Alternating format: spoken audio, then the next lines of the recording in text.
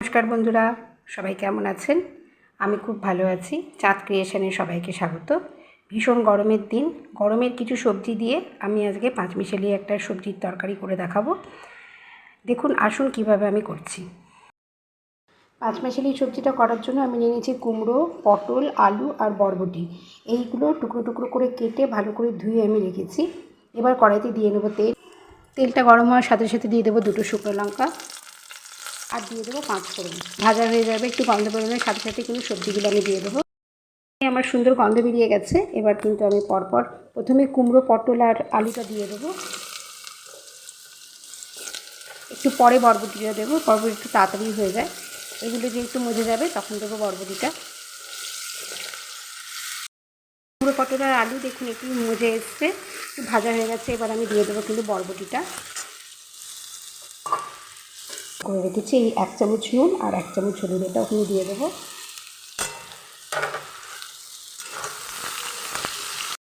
সবজিটা একটু ভালো করে ভাজা ভাজা হয়ে গেছে।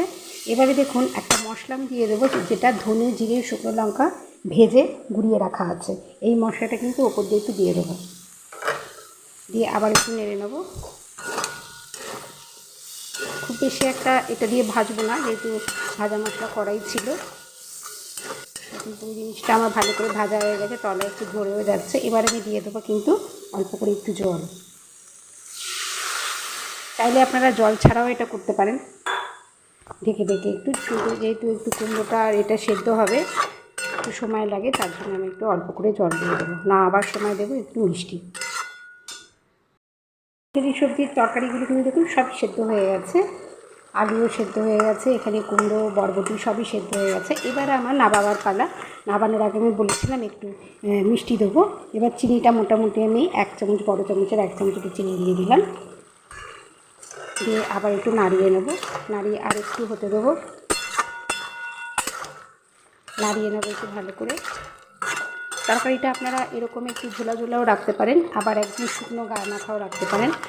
যদি শুকনো গায়ে মাখা করেন তাহলে কিন্তু জল দেবেন না, আর যদি এরকম ঝোলা ঝোলা করেন তাহলে কিন্তু একটু অল্প করে একটু জল দিতে হবে, যেরকম আমি দিয়েছি। আর তাছাড়া আপনারা এরকম ঢেকে ঢেকেও রান্নাটা করতে পারেন। হয়ে গেছে, এবার আমি একটা অন্য পাত্রে ঢেলে নেব। রান্নাটা পুরো তৈরি হয়ে গেছে, দেখুন আমি একটা গামলায় ঢেলে নিয়েছি। এবারে খেতে দেওয়ার পালা, তার জন্য আমি একটা আলাদা বাটিতে নিয়ে নেব। দেখুন এই ভীষণ গরমের দিনে কিন্তু সবারই একটু হালকা রান্না খেতে ভালো লাগে। এই গরমের সমস্ত সবজি দিয়েই, কুমড়ো, পটল আর বরবটি, আজকে আমার এটাই ছিল বাড়িতে, সেটা দিয়েই করলাম। শুধু ভাজা মশলা, ধনে, জিরে, শুকনো লঙ্কা ভেজে গুঁড়িয়ে উপরে ছড়িয়ে দেওয়া, আর নুন, হলুদ, এই একটুখানি মশলা দিয়ে কিন্তু রান্না করা। আশা করি এই রান্নাটা আপনাদের ভালো লাগবে। ভালো লাগলে সাবস্ক্রাইব করে দেবেন, লাইক করবেন, শেয়ার করবেন, কমেন্ট করবেন প্লিজ। ভালো থাকবেন, সুস্থ থাকবেন। নমস্কার।